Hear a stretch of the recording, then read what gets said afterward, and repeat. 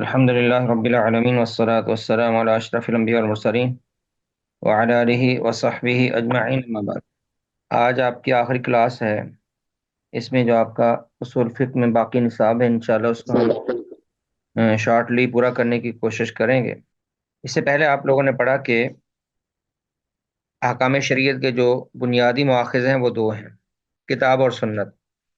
تو کتاب و سنت ان سے متعلق بحث پڑھنے کے بعد آپ نے کتاب و سنت کی نصوص سے مسائل استنباط کرنے کے قواعد پڑھے، وہ خاصی تفصیل میں پڑھ لی ہے۔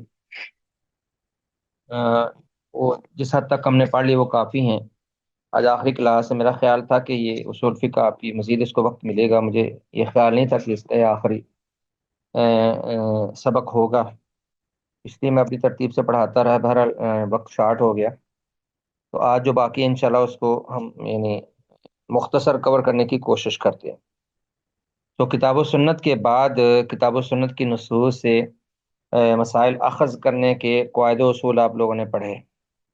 اب کتاب و سنت کے بعد جو احکام شریعت کے ذیلی ماخذ ہیں، یعنی کتاب و سنت کے تابع جو اصول ہیں جن سے ہم احکام شریعت اخذ کرتے ہیں اور حاصل کرتے ہیں، ان کا تذکرہ ہے۔ یہ 9 مصنف نے ذکر کیے ہیں، ان 9 کی تعریفات اور مختصر انواع اور مثالیں انشاءاللہ ہم پڑھ لیں گے۔ تو ان مآخذ میں سے پہلا ہے اجماع۔ کتاب و سنت کے بعد اسلامی فقہ کا تیسرا ماخذ یہ اجماع ہے، اور جمہور علماء اصول کے نزدیک اپنی قوت اور حجیت میں اس کا مرتبہ باقی تمام مآخذ میں سب سے پہلا ہے، یعنی کتاب و سنت کے بعد عام طور پہ اجماع کا ذکر کیا جاتا ہے۔ اجماع کی تعریف کیا ہے؟ علماء اصول کی اصطلاح میں اجماع سے مراد یہ ہے کہ رسول اللہ صلی اللہ علیہ وسلم کی وفات کے بعد کسی زمانہ میں امت کے تمام اہل علم، تمام علماء یا فقہا کسی عملی مسئلہ کے شرعی حکم پر متفق ہو جائیں۔ کسی ایک زمانہ کے تمام علماء کسی شرعی مسئلہ پر متفق ہو جائیں، تمام کے تمام علماء، اسے اجماع کہتے ہیں۔ اب ایک زمانہ کے تمام علماء کا متفق ہونا ممکن بھی ہے کہ نہیں، اس پر انہوں نے بحث کی کہ اجماع کے واقع ہونے کا امکان بھی ہے یا یہ لفظی بحث ہے اور یہ ناممکن ہے۔ اس میں راجح یہ ہے کہ صحابہ کرام کے دور میں چونکہ فقہا اور علماء اغلب اکثر مدینہ میں تھے، اور علماء وہ صحابہ اور وہی فقہا تھے، تو صحابہ کے دور میں اجماع کا امکان تھا اور ان کے دور میں اجماع ہوا بھی۔ کئی ایک مسائل پر انہوں نے اجماع کیا، عمر رضی اللہ عنہ کے دور میں کئی ایک مسائل پر اتفاق ہوا، لیکن بعد کے ادوار میں جب فقہا اور علماء تمام اسلامی ممالک میں بکھر گئے تو پھر مشکل ہو گیا، پھر تقریباً ناممکن سا ہو گیا۔ لیکن اگر اسلامی ریاستیں اس پر یعنی محنت کریں تو یہ ممکن بھی ہے کہ وہ ہر ملک کے اور ہر علاقہ کے علماء کی کمیٹی بنائیں۔ کوئی نیا مسئلہ اگر پیش آئے معتبر اور کوئی بڑا مسئلہ، تو تمام علماء اس پر، یعنی اب تو میڈیا کا دور ہے اور آراء حاصل کرنا اور ان پر بحث کرنا بہت آسان ہے، قدیم دور میں یہ ممکن نہیں تھا، تو میڈیا سے اس پر فائدہ اٹھایا جا سکتا ہے، لیکن اس طرف ظاہر ہے کہ حکومتوں کی توجہ کم ہے۔ ہاں، سعودیہ نے اپنے علماء کی کمیٹی بنائی ہے جو اغلب اتفاق کے بعد صادر یعنی اپنی رائے اور اپنا فتویٰ صادر کرتے ہیں۔ فتویٰ کی کمیٹی ہے علماء کی وہاں پر حکومتی لیول پر، اور یہاں پر تو وہ بھی نہیں، اور دیگر اسلامی ممالک میں وہ نہیں ہے، اس لیے آج کل یہ ناممکن ہی ہے۔ باقی اجماع حجت ہے، اس پر کتاب و سنت سے کئی دلائل موجود ہیں، آپ کے سامنے ہیں۔ پہلی آیت میں اللہ تعالیٰ نے اطیعوا اللہ و اطیعوا الرسول کے بعد وَأُولِي الْأَمْرِ مِنْكُمْ، تمام یعنی اولو الامر سے مراد علماء بھی ہیں، اور اس سے مراد حکمران اور جو اللہ کی اطاعت میں خلیفہ حکم دینے والا ہو وہ خلفاء بھی مراد ہوتے ہیں۔ تو تمام کے تمام اولو الامر یعنی علماء اگر کسی بات پر متفق ہونے تو اللہ تعالیٰ نے ان کی بات کو معتبر قرار دیا۔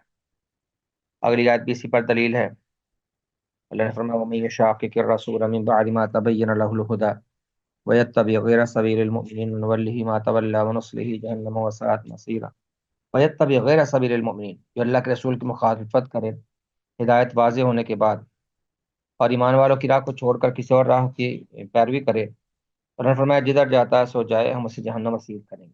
تو اس میں ہے وَيَتَّبِعْ غَيْرَ سَبِيلِ الْمُؤْمِنِينَ، کہ اہل ایمان کی راہ کو چھوڑ کر کسی اور راہ کو اختیار کرنا یہ گمراہی کا رستہ ہے۔ تو تمام کے تمام مومنین کی راہ، یہ یہاں پر اجماع کے معنی میں یہ دلیل بنتی ہے، اور دیگر ادلہ بھی موجود ہیں، اور حدیث میں بھی نبی صلی اللہ علیہ وسلم نے فرمایا کہ میری امت گمراہی پر جمع نہیں ہوگی۔ تو اجماع کے دلائل، اس کے بعد ہم یہاں پر دیکھیں گے اجماع کی دو قسمیں ہیں، ایک اجماع صریحی اور دوسرا اجماع ثبوتی۔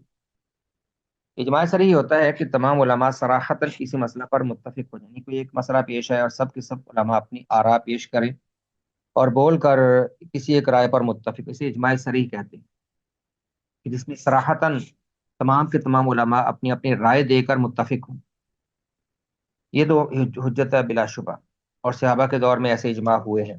حضرت عمر رضی اللہ تعالیٰ عنہ کی مشاورتی کمیٹی تھی، تو وہ ان سے کسی مسئلہ پر رائے لیتے، کسی مسئلہ پر متفق ہوتے تو اس کو متفقہ طور پر رائج کر دیا جاتا۔ دوسرا اجماع سکوتی ہے۔ اجماع سکوتی سے مراد یہ ہوتا ہے کہ ایک یا چند اہل اجتہاد علماء کسی مسئلہ میں شرعی حکم بیان کر دیں اور پھر وہ حکم مشہور ہو جائے اور کوئی ان کی مخالفت نہ کرے، دوسرے سکوت اختیار کرے۔ صحابہ کے دور میں اجماع سکوتی کسی حد تک معتبر ہوتا ہے، جب کسی شرعی مسئلہ میں ایک صحابی کی رائے مل جائے اور دوسرے مخالفت نہ کریں تو کہتے ہیں کہ ایک صحابی نے ایسا کہا یا چند صحابہ نے ایسا کہا اور کسی نے مخالفت نہیں کی، تو اس کو کسی حد تک حجت مانا جاتا ہے، لیکن بعد کے ادوار میں یہ حجت نہیں، کیونکہ ہو سکتا ہے ان کو رائے پہنچی نہ ہو یا پہنچی اور انہوں نے اس پر غور ہی نہ کیا۔ جی، اجماع میں ہمارے لیے اتنا کافی ہے۔ آگے بڑھتے ہیں اگلے ماخذ پر، کیونکہ آگے کافی ہمارے پاس کام موجود ہے۔ اجماع کے بعد اقوال صحابہ ہیں جن کو کسی مسئلہ میں دلیل مانا جاتا ہے۔ اگر کسی شرعی مسئلہ میں اگر صحابہ کرام کا صریح یا سکوتی اجماع نہ ہو، اگر تو کسی مسئلہ میں صحابہ کا صریح یا سکوتی اجماع مل جائے وہ تو حجت ہے، اور مسئلہ میں ایک یا ایک سے زائد صحابی کا قول ہو تو اس کو بھی کتاب و سنت اور اجماع کے بعد فقہ اسلامی کا بڑا ماخذ اور بڑی دلیل اور حجت مانا گیا ہے۔ یعنی اس کا اتباع اور اسے قیاس پر مقدم رکھنا ضروری ہے، چاہے اس کی نوعیت یہ ہو کہ اس کا ادراک رائے اور اجتہاد سے نہ ہوتا ہو، کیونکہ ایسی صورت میں وہ سنت کے بیان ہی کی ایک قسم ہوگا، اور چاہے اس کی بنیاد رائے اور اجتہاد پر ہو۔ اگر صحابی کوئی ایسا فتویٰ صادر کرے یا ایسا اس کا موقف ہو جو اپنے اجتہاد سے نہیں کہہ سکتا، یعنی ایسی بات کہے جس میں جیسے کسی مسئلے پر کوئی خاص ثواب بیان کیا ہو یا آنے والے احوال کا تذکرہ ہو یا قیامت کے احوال کا بیان ہو، ظاہر ہے کہ ایسی باتیں وہ اجتہاد سے بیان نہیں کی جا سکتی، اس میں اپنی اجتہاد اور اپنا قیاس نہیں چلتا، تو ان کو مرفوع حکمی کہتے ہیں۔ شاید آپ نے اصول حدیث میں اصطلاحات پڑھی ہوں، وہ حکمن مرفوع ہوتا ہے، اگرچہ صحابی کی طرف منسوب ہو، لیکن وہ اصل میں رسول اللہ صلی اللہ علیہ وسلم کا قول و فعل ہی ہوتا ہے جو صحابی آپ کی طرف نسبت کیے بغیر ذکر کر دیتا ہے، اور مرفوع حکمی تو اللہ کے نبی کے قول یا فعل کے حکم میں ہے۔ اور دوسرا، اگر صحابی اپنے اجتہاد کے ساتھ ہی کوئی بات کہتا ہے لیکن اگر دیگر صحابہ اس کی مخالفت نہیں کرتے تو وہ بھی کسی حد تک معتبر ہے، اور اگر صحابہ میں اختلاف ہو تو کسی ایک صحابی کے قول کو پھر دلیل کے ساتھ لے لیا جائے۔ تو اقوال صحابہ وہ کس لیے حجت ہیں، اس پر یہ آیات دلیل ہے۔ اللہ تعالیٰ نے صحابہ کرام کو سب سے اولین اور سب سے معتبر ترین اس امت کے افراد قرار دیا ہے۔ اس آیت میں اللہ نے فرمایا والسابقون الاولون من المہاجرین والانصار، جو قدیم سابقین اولین ہیں، قدیم اسلام قبول کرنے والے مہاجرین اور انصار میں سے، اور جو احسان میں ان کی پیروی کرنے والے، اللہ ان سب سے راضی۔ اور پھر جنہوں نے نبی السلام کے ساتھ جنہوں نے تعلیم حاصل کی، آپ کے ساتھ رہے اور ایک عرصے تک آپ کے تلامذہ رہے، آپ سے شرف صحبت پایا اور نزول قرآن دیکھا اور آپ سے کتاب و حکمت کو براہ راست حاصل کیا، تو ظاہر ہے کہ ان کی آراء بعد والوں کی آراء پر مقدم ہوں۔ یہ اقوال صحابہ، باقی اس پر یعنی مزید بحث موجود ہے، چاہے تو آپ دیکھ سکتے ہیں۔ اس کے بعد اگلا ہے کتاب و سنت اور اجماع اور اقوال صحابہ کے بعد جو ایک مفصل بحث ہوتی ہے قیاس۔ قیاس کی تعریف دیکھیے، بعد میں اس پر ذیلی بحث کریں گی کہ قیاس کے ارکان کیا ہیں، قیاس کس حد تک حجت ہے۔ قیاس کیا ہے؟ لغت میں قیاس ناپنے کو کہتے ہیں، ایک چیز کو رکھ کر دوسری چیز کے ساتھ ناپنے کو۔ جیسے آپ کہتے ہیں کہ میں نے زمین کو میٹر کے ساتھ ناپا، ایک چیز کو دوسری کے ساتھ ناپنے کو قیاس کہتے ہیں، یہ لغوی طور پر۔ اور اصطلاحی اس کی تعریف یہ ہے کہ ایسا نیا مسئلہ جس کا حکم کتاب و سنت سے معلوم نہیں ہے، اس کو کسی اور مسئلے کے ساتھ رکھ کر اس کا حکم معلوم کیا جائے جس کا حکم کتاب و سنت میں معلوم ہے، علت کے مشترک ہونے کی بنیاد پر۔ یہ دیکھیے یہی تعریف یہاں پر ہے کہ ایسی چیز کو کہ جس کا حکم کتاب و سنت سے معلوم نہیں، کوئی ایسا مسئلہ جو نیا ہمارے پاس پیش آیا ہے، کتاب و سنت میں اس کا کوئی حکم واضح نام لے کر بیان نہیں کیا گیا، اس کو کسی ایسی چیز کے ساتھ رکھ کر یعنی اس پر ناپ کر اس پر قیاس کر کے اس کا حکم معلوم کیا جائے جس کے حکم کا کتاب و سنت میں ذکر ہوا ہو، جبکہ ان دونوں کے درمیان کوئی مشترک علت پائی جائے۔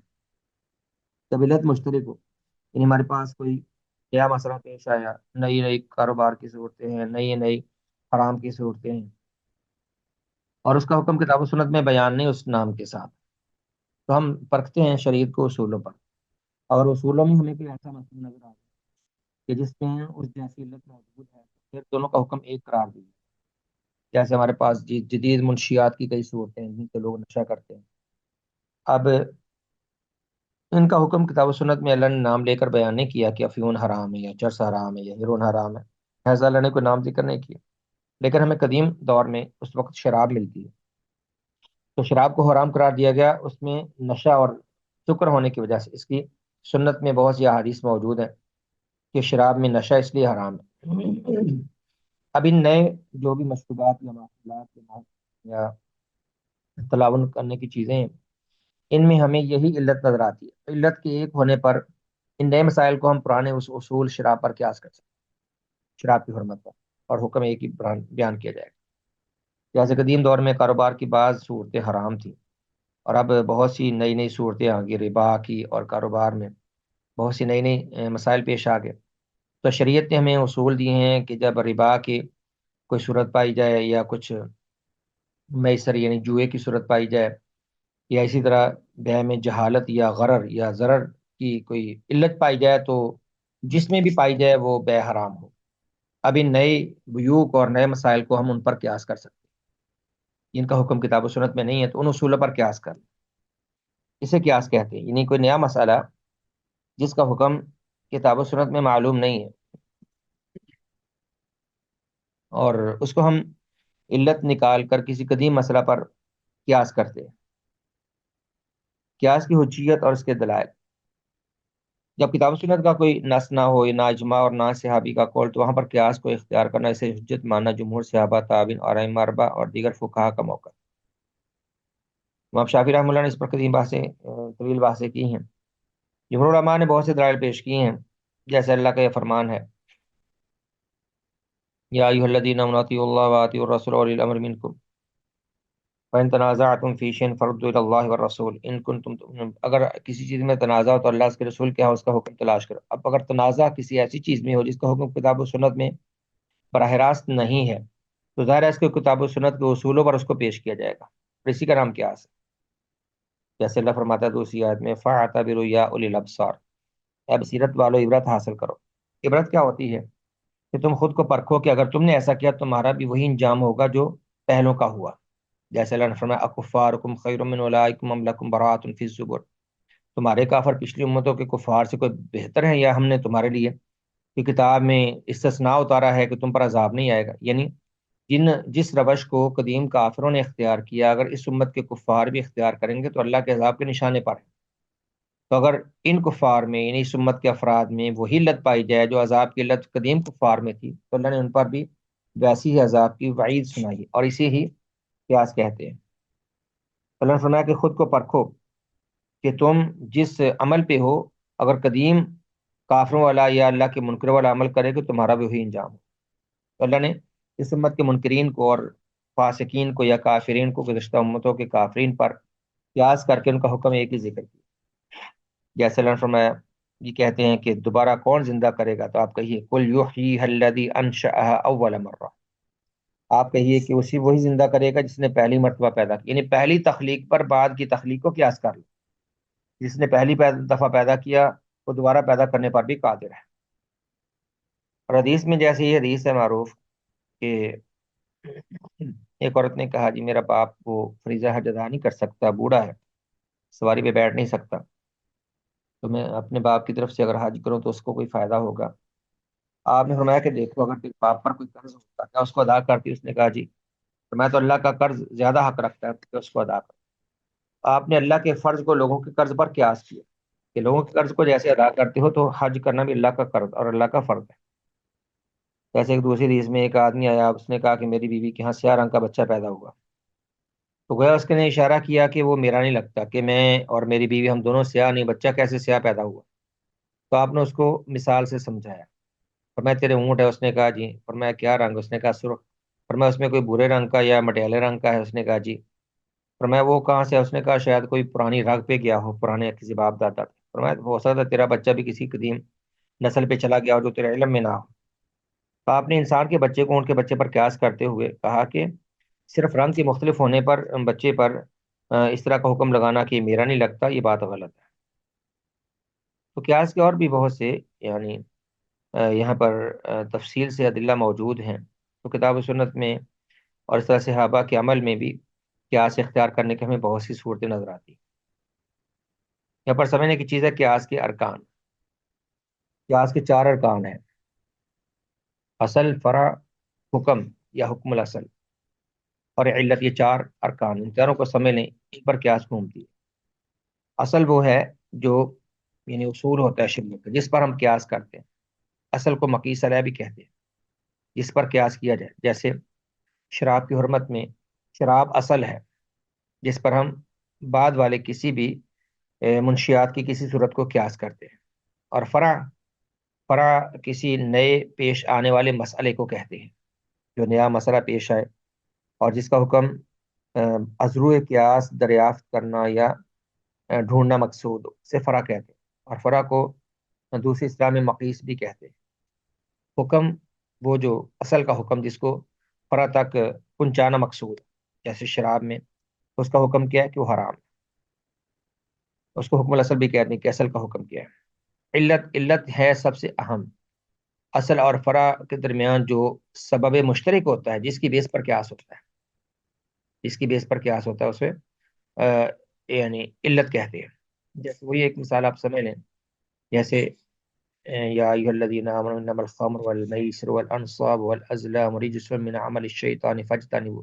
فرمایا کہ شراب، جوا یہ شیطانی عمل ہیں اور حرام ہے، ان سے بچو، ان کو چھوڑو۔ تو شراب اللہ نے یہاں پر حرام قرار دی، یہ ہمارے پاس اصل ہے۔ اور فرع کیا ہے؟ جیسے ہمارے پاس جدید منشیات ہیں کئی قسم کی، اور شراب کا حکم کیا ہے؟ حرام ہونے کا۔ اور علت کیا ہے؟ حدیث میں علت معلوم ہے کہ علت اس میں حرام ہونے کی نشہ ہے۔ تو ہم جدید مسئلہ میں دیکھتے ہیں کہ یہی علت موجود ہے ہماری منشیات میں بھی، تو ہم ان کو اصل یعنی شراب پر قیاس کر کے ان کا حکم وہی بیان کرتے ہیں جو شراب کا، ان کو بھی اس وجہ سے حرام قرار دیتے۔ یہ ہے قیاس کے چار ارکان۔ اصل یعنی جس پر قیاس کیا جائے، جو قدیم حکم جو کتاب و سنت، قدیم مسئلہ جو کتاب و سنت میں موجود ہے، اس کو اصل کہتے ہیں۔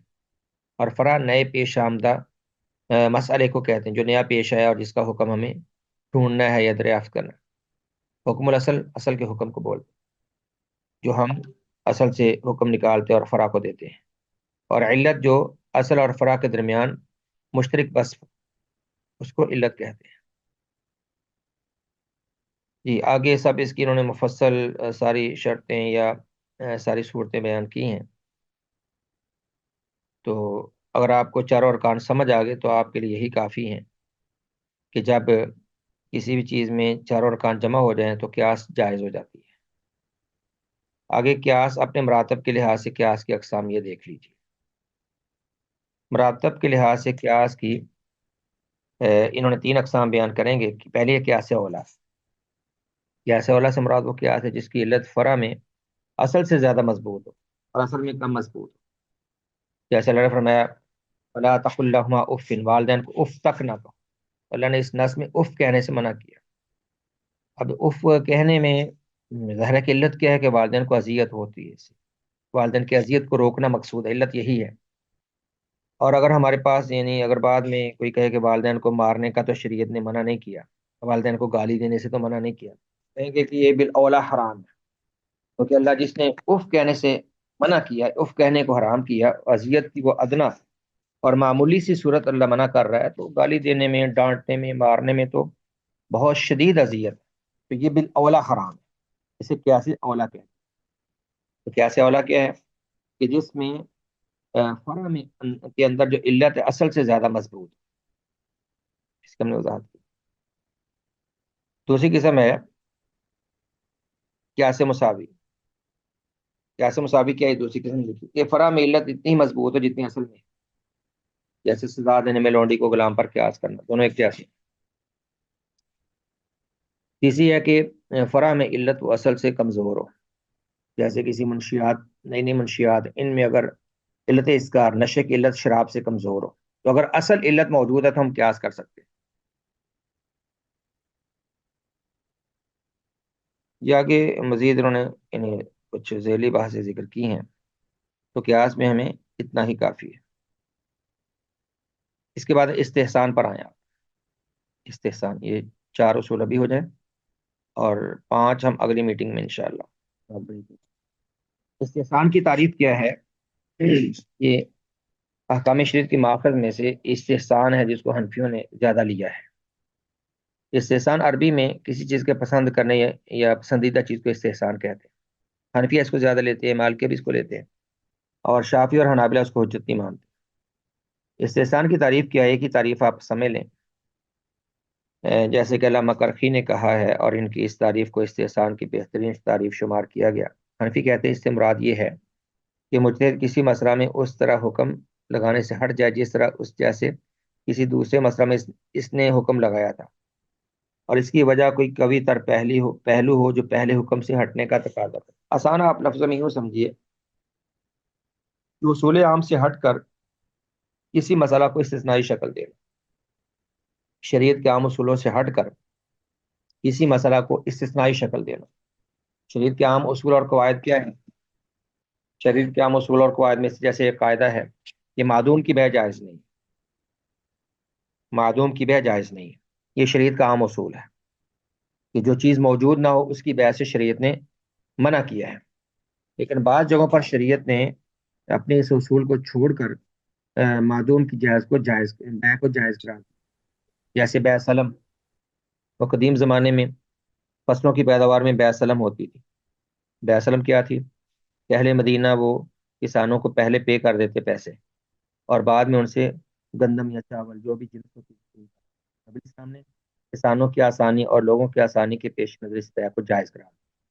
یعنی کسی کسان سے آپ سودا کر لیں کہ آپ نے فصل بونی ہے تو پیسے مجھ سے پہلے لے لیں اور بعد میں آسانی سے مجھے پے کر دیں، یا جسے عقد استثناء کہتے ہیں۔ عقد استثناء کہ آپ آرڈر پر کوئی چیز تیار کرواتے ہیں، جیسے مٹھائی شادی کے موقع پر، یا کھانے شادی کے موقع پر، یا کپڑے وغیرہ آرڈر پر تیار کروائے جاتے ہیں، وہ ابھی موجود نہیں ہوتے لیکن آپ ان کا آرڈر دے دیتے ہیں، عقد استثناء اس کو بولتے ہیں۔ تو یہ عام اصولوں سے ہٹ کر ہم نے ان ایک چیز کو جائز کہا۔ تو اگر اصولوں سے ہٹ کر کوئی چیز جائز کہی گئی ہو استثنائی صورت، اگر اس پر شرعی دلیل ہو پھر تو صحیح ہے جیسے یہاں پر ہے۔ لیکن حنفیوں نے اس میں توسع کر کے اپنی مرضی سے یہ کیا کہ جو شریعت کے مقاصد ہیں یا شریعت کے عمومات ہیں ان کو دلیل بنا کر شرعی نصوص کو چھوڑ کر اپنی مرضی کے فتوے دی، کہ جس کو جو پسند کیا ویسا فتویٰ دے کر استحسان کا لبادہ اڑا کر اس کو انہوں نے جائز کر دی۔ اس لیے باقی علماء نے اس کی مذمت کی، اور امام شافعی رحمہ اللہ تو اس پر بہت شدید اپنے ریمارکس دیتے۔ استحسان آپ لوگوں نے پڑھا، تو ہم نے کہا کہ استحسان اس کو حنفیوں نے زیادہ لیا ہے، اور حنفی اس کو زیادہ حجت مانتے ہیں۔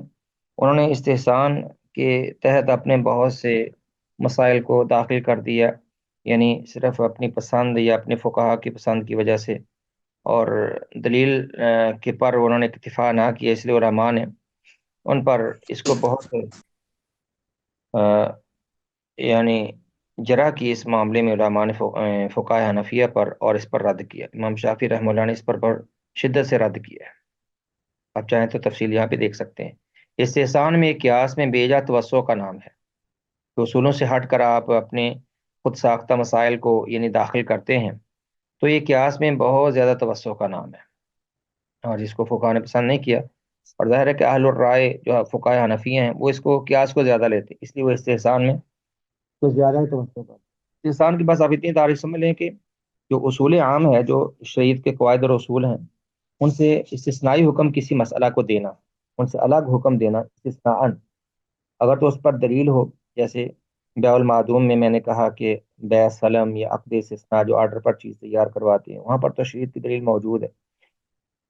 لیکن اگر آپ اس سے ہٹ کر توسع دیں گے، جیسے شریعت کی حکمت، شریعت کے مقصد کو لا کر آپ کہیں کہ شریعت کا مقصد، شریعت کی حکمت اس میں نظر آتی ہے. اس کی میں آپ کو ایک مثال دیتا ہوں. یہ شریعت نے کہا کہ یعنی جس چیز کی آپ زکوٰۃ ادا کر رہے ہیں اسی جنس سے زکوٰۃ ادا کریں. جیسے شریعت نے کہا فی اربعین شاۃ کہ 40 بکریوں پر ایک بکری زکوٰۃ دو. تو فقہ حنفیہ نے یہاں سے راہ کھول لی کہ 40 بکریوں پر ایک بکری بھی دے سکتے ہیں، ان کی قیمت بھی دے سکتے ہیں. کہتے ہیں شریعت کا مقصد کیا ہے؟ وہ فقراء کی ضرورت کو پورا کرنا. تو جیسے بکری دینے سے ان کی ضرورت پوری ہوتی ہے، تو قیمت دینے سے بھی پوری ہوتی ہے. تو یہاں سے توسع کرتے کرتے یعنی شریعت کی حکمت اور مصلحت کو لے کر انہوں نے بات کو بہت کھول دیا. اور پھر دیکھا دیکھی ہم نے بھی اس کو لے لی. جیسے اس کی بڑی مثال عید الفطر کے موقع پر جو ہم صدقہ فطر ادا کرتے ہیں، نبی اسلام کے دور میں، صحابہ کے دور میں، اب بھی جو معتبر علماء ان کے ہاں جنسی ادا کی جاتی ہے. لیکن اس پہ حنفیوں کا اصل میں موقف ہے کہ وہ یعنی پیسے اور نقدی کی صورت میں اس کو دینے کے قائل ہے، اور دیکھا دیکھی موقف سب نے اپنا لیا. تو نصوص میں جو بات ہے اس کو چھوڑ کر اپنی مرضی سے مسئلے کو توسع دے دیا، لوگوں کی حاجات و ضروریات کو سامنے رکھتے ہوئے، یا آپ کہہ لیں کہ شریعت کے حکم اور مقاصد کو دیکھ کر رائے کو توسع دیا. اس کو انہوں نے استحساناً سب ان مسائل کو شامل کیا. مآخذ شریعت میں سے اگلا جس کی ہم ابھی تعریف پڑھیں گے ہے مصالح مرسلہ. مصالح یہ دو لفظ ہیں، ایک ہے مصالح، دوسرا ہے مرسلہ. مصلحت کی جمع مصالح. مصلحت کسے کہتے ہیں؟ فائدے کے حصول کو اور نقصان کی تلافی کو. مصلحت جس کی جمع مصالح ہے، اس کے لفظی معنی فائدہ اور منفعت کے ہیں. اور فقہا کی اسلام اس سے مراد یہ ہے کہ لوگوں کو منفعت پہنچا کر اور ان سے ضرر کو دور کر کے ان کے دین، جان، عقل، نسل اور مال کی حفاظت کی جائے. تو شریعت نے مصلحت کا لحاظ رکھا ہے. ہر حکم کے پیچھے لوگوں کی مصلحت ہوتی ہے. لیکن جو مصالح شریعت نے معتبر مانے ہیں ان کا تو اعتبار کیا جائے گا. تو پھر مصالح کی تین قسمیں ہیں: مصالح معتبرہ، مصالح ملغا اور مصالح مرسلہ. آگے انہوں نے اس کی وضاحت کی ہے کہ شریعت کے احکام میں مصلحت کا لحاظ رکھا گیا. اللہ تعالیٰ کو اصول یہ ہے وَمَا أَرْسَلْنَاكَ إِلَّا رَحْمَةً لِّلْعَالَمِينَ. انہوں نے اس قرآن کو لوگوں کے لیے آسانی کا حکم بنا کر نازل کیا. تو مصالح مرسلہ کیا ہیں، یہ بحث دیکھیے آپ. جہاں تک شرعی احکام سے مصالح کا پتہ چلتا ہے تو ان کی تین ہی قسمیں ہیں. پہلی قسم معتبر مصالح کی ہے. معتبر مصالح کی، معتبر مصالح سے مراد وہ فوائد جن کا شریعت نے مد نظر رکھ کر ان کے مطابق احکام صادر کیے. جیسے جن دین کی حفاظت کے لیے شریعت نے جہاد کا اصول وضع کیا اور جہاد کا حکم دیا، اور نفس انسانی کی حفاظت کے لیے قصاص کا نظام رکھا، اور نفس کی حفاظت کے لیے کھانے پینے کا اور معقولات و مشروبات میں سے جائز حد تک چلنے کا حکم دیا. تو جان کی حفاظت کی، مال کی حفاظت، اور اس طرح انسانی عزت اور نسل کی حفاظت، اور اس طرح عقل کی حفاظت کے لیے شریعت نے جو معتبر احکام صادر کیے ان کو مصالح مرسلہ، مصالح معتبرہ کہتے ہیں. معتبر مصالح جن پر شریعت نے احکام صادر کیے ہیں. دوسری قسم لغو قرار دیے گئے مصالح کی ہے. اس سے مراد، اس کو کہتے ہیں مصالح ملغات. یعنی اس سے مراد وہ چیزیں ہیں کہ جن کو انسان اپنے لیے فائدہ مانتا ہے لیکن شریعت نے ان کو فائدہ نہیں مانا. جیسے شریعت میں ہے کہ وراثت میں مرد کو عورت سے دگنا حصہ ملتا ہے، اور اگر آزادی نسواں کے علمبردار یا عورت کہے کہ میری مصلحت اس میں یہ ہے کہ مجھے مرد کے برابر دیا جائے، تو شریعت نے اس کو معتبر نہیں مانا. وجہ کیا ہے کہ نان و نفقہ اور خرچ کی ساری ذمہ داری مرد پہ ہوتی ہے، تو اسی کو وراثت میں زیادہ ملنا چاہیے. عورت کو جو ملے گا وہ اپنے پاس رکھ لے گی، اس پر اپنی کفالت بھی اس پر نہیں ہے. وہ بھی عمر کے ہر مرحلے میں اس کی کوئی نہ کوئی، اس کا کبھی باپ کفالت کرتا ہے، کبھی شوہر کرتا ہے، کبھی اس کے بیٹے وہ اس کی کفالت کرتے ہیں، اور شاد و نادر اس کو اپنے پیسے خرچ کرنے کی ضرورت پیش آتی ہے. تو جو اس کا رہے گا اس کے پاس محفوظ رہے گا. شریعت نے پھر بھی اس کو احساناً و تفضلاً ایک حصہ دیا. اس کو عورت اپنے لیے مصلحت مانے یا شریعت، لیکن شریعت نے اس کو مصلحت نہیں مانا. یا جیسے عورت یہ کہے کہ جیسے نکاح میں رضامندی میں عورت مرد کے ساتھ شریک ہوتی ہے، عورت کی رضامندی کے بغیر نکاح نہیں ہوتا، ویسے اس کو طلاق کا حق بھی مرد کے برابر ملنا چاہیے. تو شریعت نے حق طلاق مرد کو دیا، عورت کو نہیں دیا. اس کی اس مصلحت کو شریعت نے لغو اور غیر معتبر قرار دیا. جیسے کوئی ربا پر معاملہ کرنے والا سود خور کہے کہ میرا فائدہ اس میں سود پر قرض ہوں، لیکن شریعت نے اس کے فائدے کو غیر معتبر قرار دیا. اسے کہتے ہیں مصلحت ملغات. وہ مسلط جو انفرادی طور پر کسی کو اپنے لیے فائدہ نظر آتا ہے لیکن شریعت اس کو فائدہ نہیں مانتی۔ تیسری قسم ہے مصالح مرسلہ، جو ہمارا موضوع ہے۔ ان مصالح کی ہے جن کے معتبر یا لغو ہونے کا شرعی احکام سے پتہ نہ چلے۔ اس معنی میں نہیں کہ شریعت نے ان کو معتبر یا لغو ہونے کو بتایا نہیں، کیونکہ اس کا تصور بھی نہیں کیا جا، بلکہ اس معنی میں کہ شریعت نے ان کا نام لے کر ان کو معتبر یا ان کو لغو قرار نہیں دی، اس لیے ان کو مصالح مرسلہ کہتے ہیں کہ شریعت نے ان کا نام لے کر ان کو معتبر یا ملغا قرار نہیں دیا۔ اس کو فقہا نے اپنے اجتہادات کے دائرے میں لے کر پھر کہا ہے کہ اس میں لوگوں کی مصلحت ہے یا نہیں۔ تو مصالح مرسلہ میں جو مصلحت معتبر نظر آئے، جو شریعت کے اصولوں کے مطابق ہو، اور اس میں شریعت کے اصولوں کی اور قواعد کی یا نصوص کی مخالفت نہ ہو، تو فقہا نے اس کو معتبر مانا ہے۔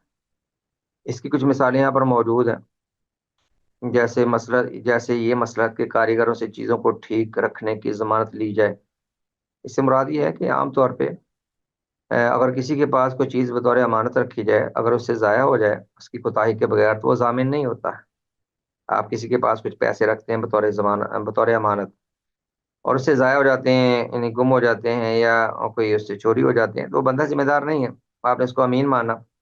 لیکن یہاں پر فقہا نے مصلحتاً جو اجیر مشترک ہے، جن کے پاس لوگ چیزیں رکھتے ہیں اپنے ٹھیک کروانے کے لیے، جیسے کپڑے رکھتے ہیں درزی کے پاس سلوانے کے لیے، یا دھوبی کے پاس دھلوانے کے لیے، یا کسی کو اپنے مہنگے جوتے دیتے ہیں اس کی مرمت کرنے کے لیے، بعد میں وہ دھوبی یا اس طرح کے درزی وغیرہ یہ دعویٰ کرے کہ نہیں کوئی آیا مال لوٹ کے لے گیا، کپڑے لوٹ کے لے گیا، تو ان کی بات کو معتبر نہیں مانا جائے گا، اگرچہ وہ ہم امین ہے، لیکن ان کو مصلحتاً ہم نے یہ حکم نہیں دیا، کیونکہ اگر ایسا ہوگا تو پھر ان لوگوں میں دین کمزور ہوتا ہے، امانت کمزور ہوتی ہے عام طور پر، تو ایسے لوگوں کے مال غائب کرنا شروع کر دیں، تو ان کو پھر استثناءً یہ حکم دیا گیا کہ وہ ذمہ دار ہوں گے۔ یا اس طرح عمر رضی اللہ تعالیٰ نے مصلحتاً یہ فتویٰ دیا تھا کہ اگر ایک شخص کو کئی لوگ مل کر قتل کریں تو ان کے بدلے میں ان سب کو قتل کیا جائے گا، ان سب کو قتل کیا جائے، کیونکہ اس لیے فتویٰ دیا تاکہ لوگ یعنی کسی کو قتل کرنے کا ہیلہ نہ بنا لیں، ہیلہ نہ بنا لیں کہ ایسے ہیلہ کر کے چلو دو تین مل کر قتل کر دیتے ہیں، سارے قصاص سے بچ جائیں گے۔ تو قتل روکنے کے لیے اور ظلم روکنے کے لیے مصلحتاً عمر نے یہ موقف اپنایا، سب نے اس کی موافقت کی، سب نے اس پر اتفاق کیا، عمر نے جیلیں بنائی، دیگر جو انہی مصلحت کے تحت احکامات صادر کیے، اسے مصالح مرسلہ کہتے ہیں۔ تو مصالح مرسلہ وہ ہوتی ہیں جن کے معتبر یا لغو ہونے پر براہ راست کوئی نص نہیں ہوتی، لیکن شریعت کے عمومات اور شریعت کے اصولوں اور شریعت کے احکام کے دائرے میں وہ چیزیں آتی ہیں، ان کو اس لیے مصلحت قرار دیا جاتا ہے۔ باقی فقہا میں اختلاف، یہاں پر اختلاف ہے تھوڑا سا، کچھ اس کو حجت مانتے ہیں، کچھ حجت نہیں مانتے، لیکن راجح یہ ہے کہ اگر واقعتاً شرعی اصولوں کے تحت ایک چیز مصلحت اور لوگوں کا فائدہ نظر آتا ہو تو اس کو معتبر مانا جائے گا۔ اس کو مالکی نے زیادہ لیا، مصالح مرسلہ کو زیادہ تر مالکی فقہا نے لیا ہے، اس لیے ان کی بات معتبر ہے۔ جی، اگلی قسم ہے جو ہم ماخذ شریعت پڑھ رہے تھے، اگلا ہے استصحاب یا استصحاب حال۔ استصحاب کیا ہوتا ہے؟ استصحاب یہ ہے کہ جو چیز جس حال پہ ہے اس کو اسی حال پر برقرار رکھنا جب تک کہ اس کو تبدیل کرنے کی کوئی دلیل نہ ہو۔ دیکھیے، استصحاب کے لفظی معنی صحبت طلب کرنے یا صحبت کے باقی رہنے کے ہیں، ساتھ رہنے کے ہیں، اور اسلام اس سے مراد یہ ہے کہ کوئی حکم جیسا تھا اسے ویسا ہی سمجھا جائے، تاکہ اس میں جب تک اس میں تبدیلی کی دلیل مل جائے، یعنی جو مباح ہے وہ مباح ہے، جو اپنی جگہ پر ثابت ہے سو ثابت ہے۔ تو استصحاب یہ دلیل مسئلہ میں تب لی جاتی ہے جب کوئی اور دلیل نہ ہو، جیسے اگر کسی کا وضو قائم ہے تو اس کو قائم ہی سمجھے جب تک کہ وضو ٹوٹنے کی دلیل نہ ہو، جب تک وضو ٹوٹنے کی۔ تو حکم اصلی پر چیز کو برقرار رکھنا، حکم اصلی پر ایک چیز کو برقرار رکھنا، تو جو اس کا حکم ہے، جیسے کوئی شخص اس پر کسی کا قرض نہیں ہوتا اور خواہ مخواہ کوئی کسی پر قرض کا دعویٰ کر دے، تو ہم کہیں گے کہ اصل یہ ہے کہ انسان پر قرض نہیں ہوتا، اگر تو نے دعویٰ کیا تو اپنے اس دعوے کو ثابت کرنے کی کوئی دلیل یا گواہ پیش کر۔ تو اصل پر چیز کو برقرار، یا جو جس پر چیز اپنے اصولی طور پر تھی اسی پر برقرار رکھتے ہوئے اس کو استمرار دینا، اس استصحاب کہتے ہیں۔ استصحاب کی اقسام دیکھیے، استصحاب کی تین اقسام عام طور پہ بیان کی جاتی ہیں. پہلا ہے استصحاب برات اصلیہ. برات اصلیہ کیا ہے؟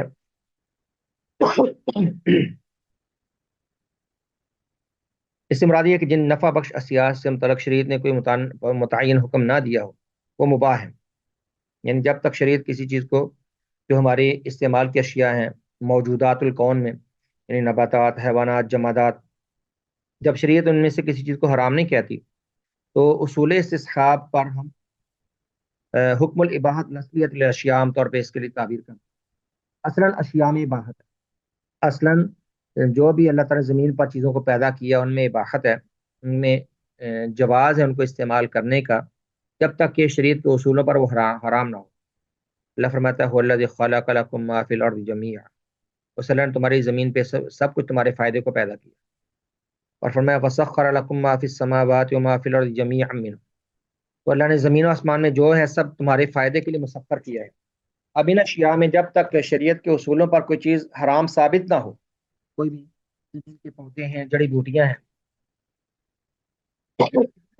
شریعت کے اصول کیا ہے کہ ان میں سے کوئی نقصان دہ نہ ہو، کوئی شریعت کے حرام اصولوں پر پورا نہ اترے.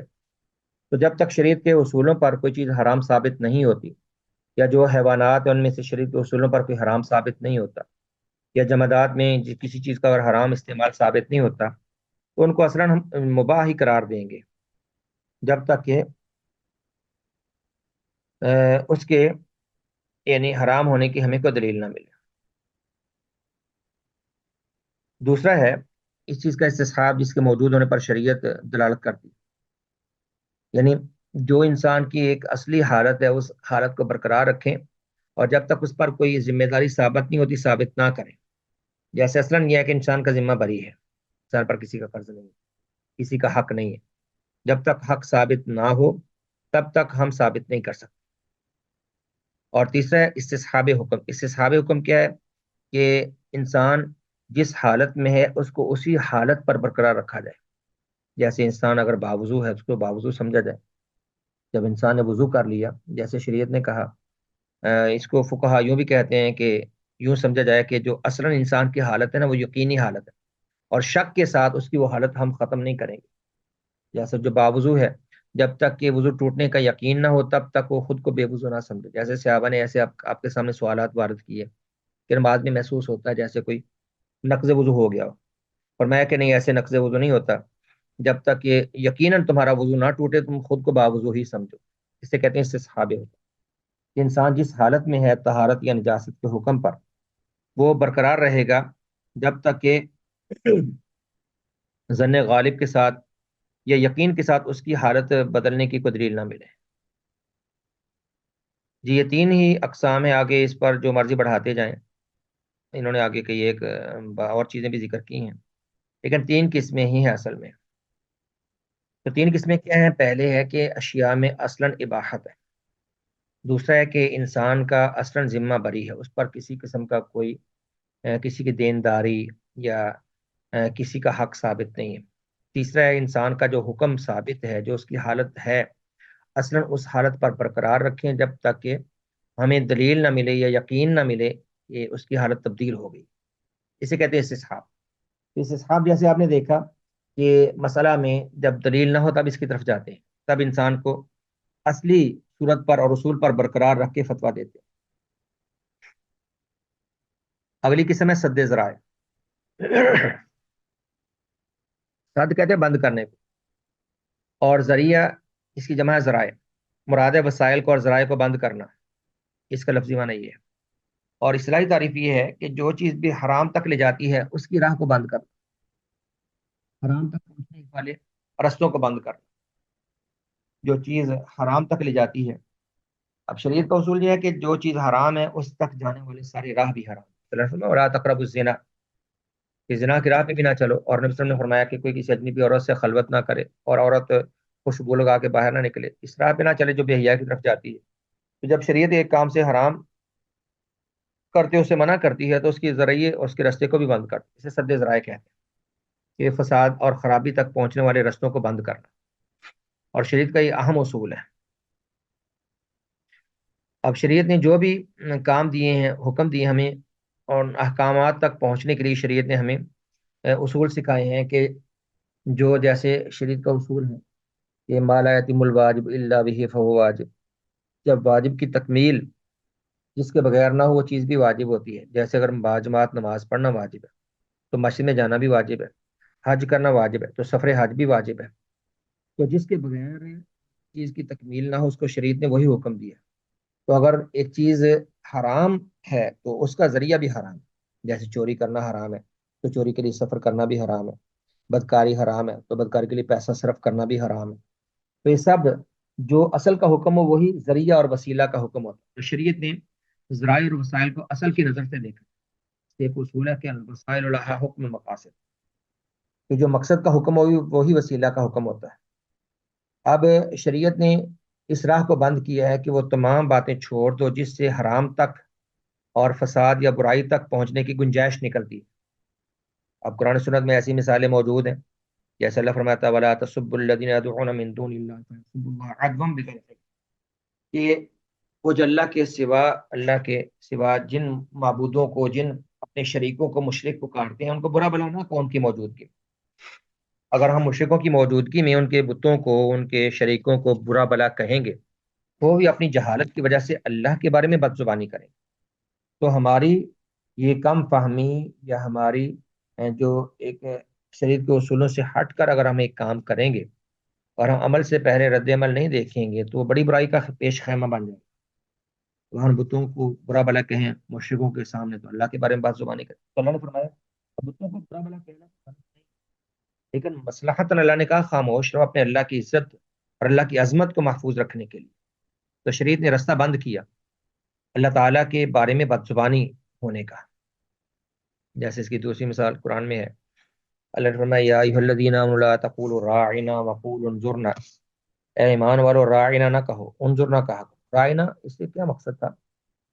اصل میں اس وقت یہودی کہتے تھے نبی السلام کو راعنا، اور ان کے معنی ان کی زبان میں لفظ رعونت سے حماقت کے معنی میں مراد لیتے تھے. اس کو کھینچ کر کہتے ہیں راعینا. راعینا عربی میں کہ تو چرواہے کو کہتے ہیں راعی، اور راعینا رعونت سے حماقت کے معنی میں وہ اپنی زبان کا عبرانی کا لفظ مراد لیتے تھے اور جان بوجھ کر نبی السلام کو راعینا. اور عربی میں ویسے اس کا معنی انظر کے ہمارا خیال رکھیے، ہمیں مہلت دیجیے، ہمیں دوبارہ بتلا دیجیے، اس معنی میں ہوتا ہے. تو مسلمان بھی ان کو دیکھا دیکھی لفظ بولتے تھے. اللہ نے فرمایا کہ یہ لفظ نہ بولو، اس سے تمہارے نبی کی ذات میں ایک توہین کا پہلو یہودی نکالتے ہیں. یہ لفظ بولتے ہیں اور ہنستے ہیں اور اپنی اپنی زبان کا معنی مراد لے کر تمہیں بھی انہوں نے اس لفظ میں الجھا دیا. تم یہ لفظ چھوڑ دو کیونکہ اس سے تمہارے نبی کی ذات میں تنقیص کا اور توہین کا پہلو نکلتا ہے. تو لفظ جائز تھا عربی زبان میں، لیکن اللہ نے اس کو چھوڑنے کا حکم دیا تاکہ یہ نبی اسلام کی توہین کی راہ بند کی جائے. اور فرمایا انظر نہ کہو جس لفظ میں کوئی غلطی کی یا کوئی ایسی گنجائش نہیں ہے.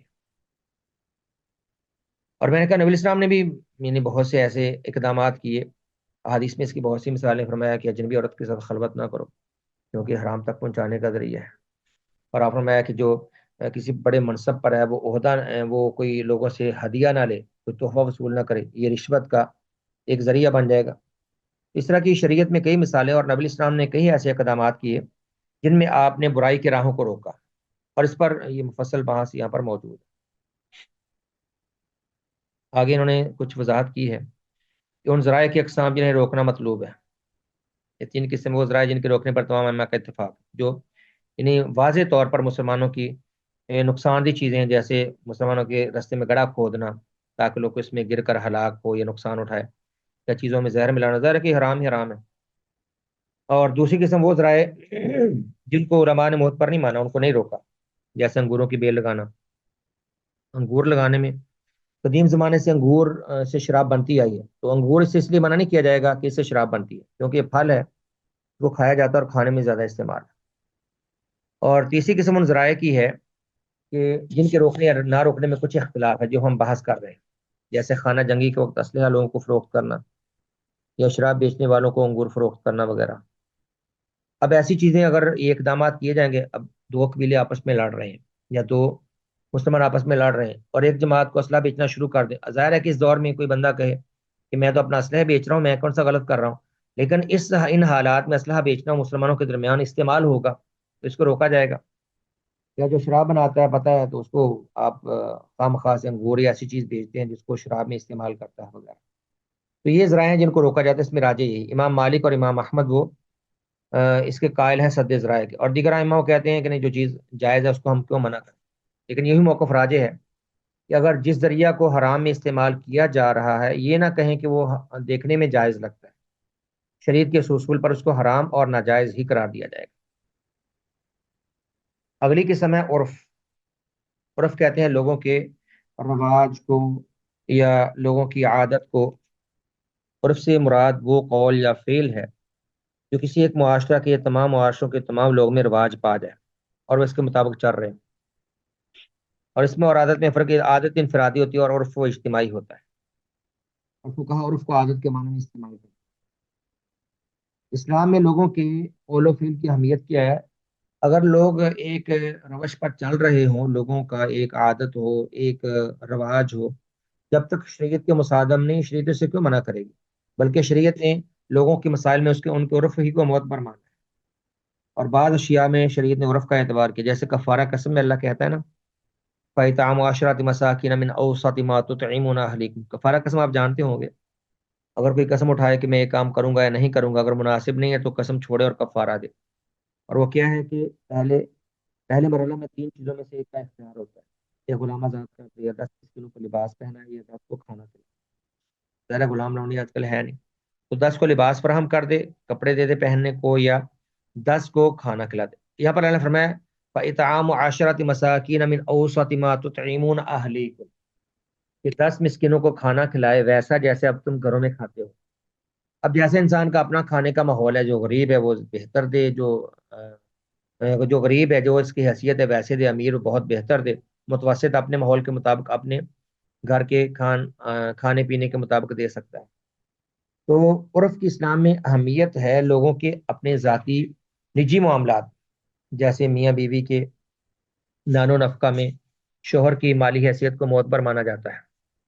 اللہ نے فرمایا اللہ نے جیسے بیویوں کے اخراجات کے بارے میں کہا لِيُنْفِقْ ذُو سَعَةٍ مِّن سَعَتِهِ وَمَنْ قُدِرَ عَلَيْهِ رِزْقُهُ فَلْيُنْفِقْ مِمَّا آتَاهُ اللَّهُ. جس کو اللہ نے مال زیادہ دیا ہے وہ اپنی حیثیت کے مطابق کھلا خرچ کرے. اور اللہ نے بالمعروف بار بار بولا ہے، بالمعروف کے معروف انداز میں اپنے عرف کے مطابق، دستور کے مطابق جیسے تمہاری حیثیت ہے ویسے خرچ کرو. عرف کا تعلق انہی امور سے، ان معاملات سے ہوتا ہے جو لوگوں کے عرف کے مطابق چلتے ہیں. آگے جو عرف کا دائرہ کار ہے، عرف کے معتبر ہونے کی شریعت میں دلائل موجود ہیں، جیسے میں نے ابھی آپ کے سامنے ذکر کیا. اللہ نے فرمایا من اوسط ما تطعمون اہلیکم. کفارہ قسم میں اللہ نے فرمایا اپنے عرف کے مطابق ادا کر دو اپنا کفارہ. اور جیسے اللہ نے فرمایا مال کی یتیم کے سرپرست کے بارے میں فرمایا من کان فقیرا فلیأکل بالمعروف. جو فقیر ہے، جو یتیم کی سرپرستی کر رہا ہے، وہ معاوضہ معروف انداز میں لے سکتا ہے. جیسے ابو سفیان کی بیوی ہندا نے آپ سے بخیل ہونے کی شکایت کی تھی، آپ نے فرمایا کہ تمہارے اور تمہاری اولاد کے لیے جو کافی ہو معروف انداز میں تمہاری عرف کے مطابق وہ لے سکتے ہو. عرف کی قسمیں کیا ہیں؟ دو ہیں، عرف فاسد اور عرف صحیح. عرف فاسد وہ ہے جو غلط اور جو شریعت کے اصولوں اور نصوص کے مخالف، اسے اختیار نہیں کیا جا سکتا. اس سے مراد ایسا عرف جو کسی نص کے خلاف پڑتا ہو، یا جیسا بھی عرف جو شرعی اصولوں یا شریعت کے نصوص کے یا کتاب و سنت کے خلاف ہے، اس کو عرف فاسد کہتے ہیں. عرف فاسد حرام ہی ہے، معتبر غیر معتبر ہے. جیسے عام طور پر لوگوں کے عرف حرام بنے ہوئے نا، لوگوں کے رواج، جیسے شادی بیاہ میں لوگ بے حیائی کرتے ہیں، یا لوگ بے پردگی کرتے ہیں، یا لوگ موسیقی اور ناچ گانے کا کام کرتے ہیں. تو یہ لوگوں کا اگرچہ سب کا اکثر عرف بن، لیکن یہ حرام ہی رہے گا کیونکہ شریعت کے خلاف ہے. اور عرف صحیح جسے اختیار کیا جا سکتا ہے، عرف صحیح جو شریعت کے اصولوں کے یا شریعت کے دلیل کے خلاف نہ ہو. ایک عرف عام ہوتا ہے جس پر تمام لوگوں کا اتفاق ہو، اور دوسرا عرف خاص جو کسی خاص علاقے کا ہو. جیسے عرف عام کی کئی مثالیں ہیں، جیسے عام طور پر ہم لوگ عرف قولی میں جب گوشت بولتے ہیں تو گوشت کا اطلاق عام طور پہ ہم یعنی بیف یا مٹن پہ کرتے ہیں. اور اگر مچھلی کہنا ہو تو اس کے لیے لفظ سمک عربی میں بولتے ہیں. اور اگر مرغی مراد لینی ہو تو اس کو مرغی ہی کہتے ہیں. تو لوگوں کے عرف میں لفظ کی وہی تفسیر کی جائے گی جو ان کے عرف میں رائج ہے. اس پر شریعت نے کوئی قدغن عائد نہیں کی اور شریعت نے اس سے منع نہیں کیا. عرف جب تک شریعت کے اصولوں کے خلاف نہیں ہے وہ معتبر ہے. اور جو لوگوں کا رسم و رواج کسی کافروں کی یا ہندوؤں کی یا بے دینوں کی مشابہت میں ہو یا شریعت کے خلاف ہو، اس کو حرام اور غیر معتبر قرار دیا جائے گا، وہ صحیح عرف فاسد کا ہے۔ آخری ہمارا جو ماخذ ہے، ذیلی ماخذ میں سے اس کی وضاحت باقی ہے۔ وہ پہلی شریعتوں کے احکام جو سابقہ شریعتیں گزری ہیں، بالاتفاق اسلام کی نظر میں وہ شریعتیں منسوخ ہیں، ان کے احکام ہمارے لیے حجت نہیں ہیں، لیکن ان احکام کے بارے میں فقہا نے کچھ بحث کی ہے جو پہلی کتابوں میں احکام آئے ہیں۔ کہتے ہیں ان احکام کی چار قسمیں۔